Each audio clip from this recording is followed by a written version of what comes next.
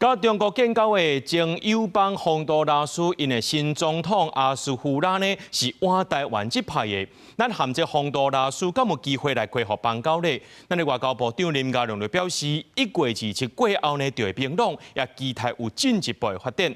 另外 ，AIT 处长郭立健今日出席国防安全研究院座谈会时阵，又讲，这美国当咧第一岛链部署上界先进的防卫力量，也强调这自由唔是免费的，盟友就爱自主。另外也讲到呢，这美国的这军工制造商伫台湾已经设立中口径弹药测试场，提升台湾家己的制造能力。Our freedom is not free. America can only help our friends as much as they help themselves. 美国在台协会 AIT 处长郭立健出席座谈会，强调会甲盟友徛做伙，阻挡侵略。不过美国袂当一个人担。另外嘛讲到阻挡台海冲突，对美国、世界甲台湾拢真要紧。还佫有美国甲日本、韩国等等的国家，伫第一岛链部署先进防卫能力。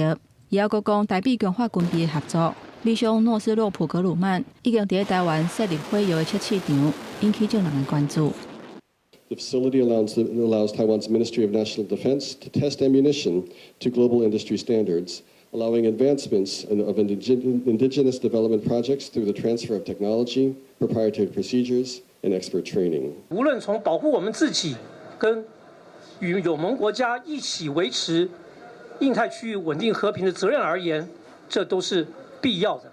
郭立健替台湾编一条2500亿国防特别预算，答应国军所需要的关键系统，美国会赶紧交会。学者分析，美国伫台湾成立的火药测试场，协助台湾打造火药的生产链，下用分百架车、阿帕奇直升机，除了满足国军的需求，未来有机会影响国际情势，收款外销。